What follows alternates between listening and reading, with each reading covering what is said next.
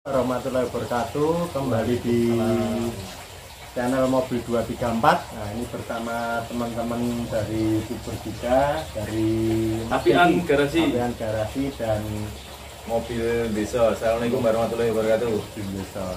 Assalamualaikum teman-teman. Di tempat yang sama, di waktu yang hampir sama, tadi kita membahas tentang mobil tua ya. Mobil tua tadi di channelnya Mobil Desa ya. Mobil Desa lah, bisa dilihat. Nanti bisa dilihat. Ini langsung ke channelnya Mas Mondro Di Mobil 234. Nah, di kesempatan kali ini kita akan membahas atau diskusi atau sharing. Nah, pola istilahnya santai ya. Bahkan nanti bisa teman-teman menambahkan di kolom komentar apabila ada yang salah atau yang kurang lengkap. Betul. Jadi bisa ditambahkan di kolom komentar aja. Kita sharing pokoknya. Sharing aja ya. Mungkin kalau ada salah silakan. Bukan gitu Mas. Mungkin saya pernah punya kasus seperti ini, penyelesaiannya seperti ini atau antisipasinya seperti ini. Monggo. Nah, tema kali ini kita akan membahas cara membeli mobil dengan aman, dilihat dari legalitasnya. Legalitas itu maksudnya dari surat, terus kepemilikannya, terus nomor rangka, nomor mesin, dan lain sebagainya. Nah, kita mulai dari mana ini? Jadi ini bukan ke aman ke kondisi mobilnya ya Mas? Bukan ke fisik mobilnya enggak, tapi ke legalitasnya. Nah, barangkali dimulai dari saya dulu, nanti kalau ada yang kurang bisa teman-teman nambahi ya. Kita lihat biasanya ya, kita kalau mencari mobil itu kita dari online ya, zaman sekarang online atau lewat jasa maklar. Anggaplah kita dari online, kita cari-cari ya, baik dari Facebook atau IG atau WA dan lain-lain ya.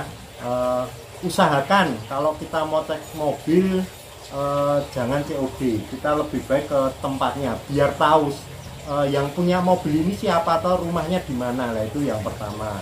Terus yang kedua, kita lihat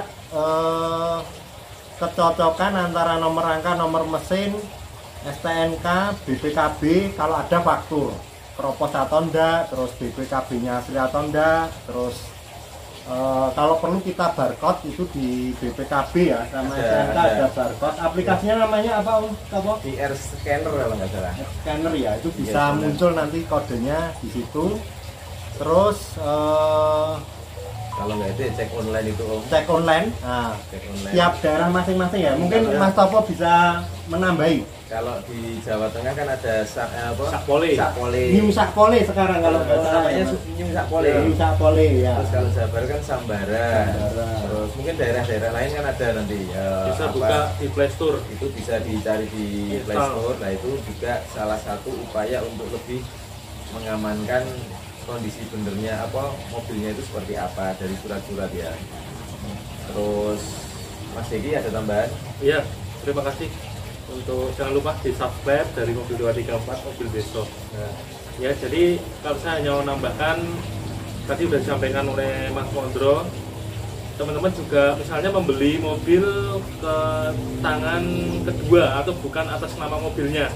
Jadi teman-teman itu cross check langsung, bisa menanyakan hanya untuk cross check apakah punya kwitansi surat jual beli kepada yang atas nama. Misalnya Om Mondro membeli mobil kepada si A itu bukan atas nama langsung. Nah, boleh menanyakan ke si A apakah dulu proses jual belinya ada atau tidak.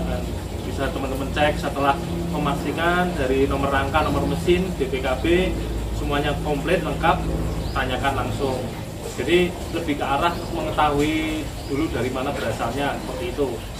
Jadi supaya tidak terjadi hal-hal yang tidak diinginkan. Ya besoknya ketika kan ada dong, misalnya mobil curian, tapi ya ini mohon maaf ya, ketika mobil curian, curinya mobil beserta surat-suratnya. Nah, ketika dijual, terus yang membeli mobil tersebut mau dipajeki karena orang yang merasa punya tadi lapor ke kepolisian, blokir lah. Blokir itu juga ada blokir jual beli, juga ada blokir pencurian, ya masalah kasus. Jadi nanti ketika teman-teman mau pajak perpanjangan udah nggak bisa kalau sudah diblokir oleh pemilik berikutnya, kan ditahan. Ya bisa, kemungkinan terburuknya mobil dijadikan barang bukti, ditahan, malah repot di belakang. Jadi untuk cross check lebih dalam. Tapi kalau membeli ke langsung atas nama tidak masalah, kan sesuai dengan atas nama ya. Dan juga misalnya untuk COD tadi, kalau misalnya sudah saling kenal, saling percaya, tidak masalah. Cuman kalau masih belum kenal, ya alangkah lebih baik datangi lokasinya, bisa cross check apakah benar-benar ini yang punya, yang jual gitu loh. Jadi kalau teman-teman belinya di showroom ya atau di dealer itu mungkin lebih aman ya, karena memang showroom kan juga pasti akan kredibilitas showroomnya itu akan selalu dijaga. Jadi seumpama ternyata itu mobil bermasalah, nah tinggal nuntut ke showroomnya tadi. Tapi kalau belinya itu bukan di showroom, di perorangan yang benar-benar pemakai dan dia bukan atas nama lah, itu memang buat teman-teman yang harus lebih waspada, lebih hati-hati. Itu teman-teman. Jadi kalau saya lebih antisipasi itu untuk menghindari di kemudian harinya lebih tenang, lebih aman ya teman-teman. Lebih aman, lebih tenang, seperti kita harus punya kwitansi jual beli bermaterai, itu harus. Terus karena kejahatan itu macam-macam, ada itu pencurian murni mobilnya terus dibikin palsu, surat-surat itu ada fenomena seperti itu. Jadi BPKB ganda yang satu asli, yang satu palsu. Terus yang kedua pengalaman juga ada. Terus pencurian mobil dan STNK komplit, nah itu juga ada. Jadi nyuri mobil sama suratnya itu juga ada. Yang kedua itu. Terus penipuan, jadi ditipu dengan janji suatu investasi atau saya jualkan tapi uangnya nggak dikasih, lah itu termasuk salah satu dari penipuan. Itu juga bermasalah kalau mobil itu satu saat dibeli. Terus penipuan atau gendam dan lain sebagainya banyak ya, modusnya banyak. Makanya kita itu perlu beberapa backup ya. Backup itu backup antisipasi, maksudnya kita harus datang ke rumahnya, kita cek surat-suratnya, kita tanya berapa lama dia pakai, terus kita cek online, terus kita minta kwitansi, cek fisik ke Samsat. Ya, cek fisik ke Samsat itu. Kalau memang belum yakin, cek fisik ke Samsat. Kalau perlu kita dokumentasi ya, foto atau video. Kita video waktu transaksi, jadi juga lebih aman. Nah, salah satunya gini teman-teman, kadang di tim kita itu kalau kita laku mobilnya itu kita juga kadang ada dokumentasi ya Mas Mondro, Mas Jeki. Jadi itu jujur salah satu itu juga upaya kita. Jadi satu memang kita juga iklan, dalam artian kita memang biar lebih konsumen kita luar kota juga lebih yakin karena kita memang benar-benar jual mobil itu. Tapi di sisi lain itu juga memang buat backup kita sewaktu-waktu nanti ada trouble atau apa, itu ada datanya di YouTube gitu. Jadi memang fungsinya juga ganda. Nah ini saya tambah dulu ya Mas Deki, Mas Mondro, karena jujur gini teman-teman, di tim kita juga pernah ngalami waktu itu saya itu ngambil kijang mobil A. Kijangnya pokoknya kijang waktu itu kondisinya itu pajaknya off lama di atas 5 tahun. Nah itu saya belinya juga sebenarnya nggak murah. Ternyata waktu mau saya pajekin ke daerah asalnya, itu ternyata mobil itu memang diblokir sama kepolisian. Dan blokirnya bukan blokir jual beli. Blokirnya bukan blokir jual beli, blokirnya bukan gara-gara yang atas nama baru punya mobil baru akhirnya terus di progresif, itu bukan. Itu memang benar-benar murni diblokir sama kepolisian. Usut punya usut memang ada indikasi surat-surat itu ganda teman-teman. Saya nggak tahu, saya nggak di sini nggak akan menuduh siapa-siapa, tapi ini memang bukti nyata. Dulu saya pernah seperti itu. Akhirnya alhamdulillahnya gini teman-teman, waktu itu yang punya itu saya ngomong, Pak, kalau mobilnya ibaratnya rusak karena fisik, kita ngomong fisik karena kalau fisik kan nggak ada hukum ya. Kita sebagai pedagang udah ngecek, ternyata fisiknya ada rusak, mungkin mesinnya rusak, itu nggak masalah buat kita karena itu bisa diperbaiki. Tapi kalau udah itu berhubungan dengan surat, berhubungan dengan hukum ya gitu kan nanti rentetannya panjang. Akhirnya saya ngomong sama pemilik sebelumnya, Pak, ternyata ini mobilnya ada masalah, ini nggak bisa dipajekin dan nggak bisa dihidupkan lagi suratnya karena memang ada masalah di administrasi secara hukumnya. alhamdulillah teman-teman waktu itu pemiliknya juga mau menerima kembali, walaupun waktu itu kita bayar itu akhirnya kita dicicil sampai berapa bulan tuh Mas Mondo, kalau nggak salah 4 atau 5 bulan gitu, pokoknya agak lama, tapi alhamdulillah juga clear.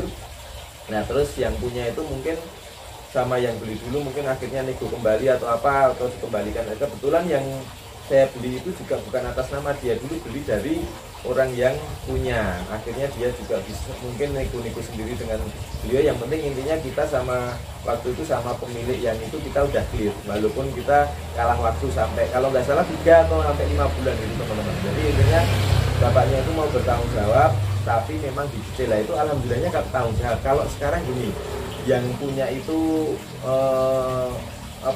yang punya itu nggak mau tanggung jawab kan repot. Seumpamanya orangnya hilang atau orangnya nggak ada di tempat lagi, itu kan akan kita ketemu COD-an itu kan akan repot sekali. Tidak tahu data KTP-nya, itu kan repot lengkapnya. Itu tambahan dari saya, memang karena itu pengalaman saya sendiri. Kalau saya pernah mengalami maklaran, saya sudah beli maklaran, tapi ternyata mobil itu hasil dari penipuan, padahal komplit BPKB, bahkan kunci kabel itu komplit ya Om ya? Komplit ya, akhirnya masuk ke proses hukum. Lah itu aja, tidak akan saya teruskan. Lah itu salah satu contoh. Jadi kita nggak hanya surat itu asli apa nggak cukup sampai di situ, kita harus tahu sejarahnya mobil itu gimana. Toh makanya kita butuh, kalau bisa ya kita datang ke rumahnya, atau kalau kenal nggak masalah ya kita datang ke rumahnya, minta kwitansi, butuh dokumentasi. Nah itu salah satu, itu dari pengalaman temen banyak sekali. Jadi motor, waktu itu motor itu hasil dia digendam, terus akhirnya dijual ke dealer A sampai ke dealer B, ke tangan konsumen, akhirnya juga motor tersebut ditarik gitu loh, ditarik karena memang ruwet gitu ya Om ya. Ruwet, akhirnya dimusyawarahkan, untung ada titik temu, akhirnya semua juga mengalami kerugian. Nah, itu apalagi kalau kita cuma waton beli, nggak ada apa-apa, nggak ada kwitansi, suatu saat itu nah itu motorku, kita nggak ada bukti, kita beli ke siapa, terus kwitansinya kok juga nggak punya, lah itu malah padahal kita udah keluar uang, lah itu malah jadi masalah di kemudian hari. Nah itu ada 1, 2, 3 contoh, atau mungkin banyak lagi contoh ya Om, cerita-cerita. Ya. Kalau kita sebutkan mungkin berjam-jam. Berjam-jam ya. Karena pengalaman dagang juga pengalaman dagang banyak sekali ya. Jadi pentingnya surat jual beli untuk keabsahan kendaraan tersebut ini ya, vital. Jadi tidak hanya melihat keberadaan BPKB maupun surat-surat, tapi asal muasal dari barang tersebut. Ya toh. Ya, jadi nanti kalau misalnya masih ragu, lakukan cek fisik di samsat terdekat. Ya toh, sama mintai KTP si penjual. Ya, foto aja untuk bahwa beli mobil kepada si A, gitu kan. Jadi ya kalau teman-teman belinya bukan yang atas nama ya. Jadi dari sharing pengalaman teman-teman ini semoga bermanfaat. Kalau teman-teman ada yang mau menambahkan di komentar silakan. Punya pengalaman tentang seperti ini ya nanti bisa ditambahkan di kolom komentar. Gitu ya Mas Mondro ya. Cukup sekian, jadi harapan kita membuat konten ini bukan hanya sebatas konten, tapi bermanfaat buat kita, buat teman-teman, pengalaman teman-teman di share. Kalau kita ada yang salah bisa dimasukkan di kolom komentar, atau mungkin tambahan saran-saran teman-teman yang lain, itu akan bermanfaat sekali buat konten kami. Terima kasih. Ada tambahan teman-teman? Karena banyak nih nanti banyak kan. Banyak. Oh ya, jangan lupa nanti di channelnya Apian Garasi untuk ya, di Apian Garasi akan membahas lagi topik yang seru juga. Seru juga. Pokoknya tonton habis ini di Apian Garasi. Terima kasih teman-teman sudah mendengarkan apa yang kita sampaikan. Jangan lupa like dan subscribe. Wassalamualaikum warahmatullahi wabarakatuh. Waalaikumsalam warahmatullahi wabarakatuh.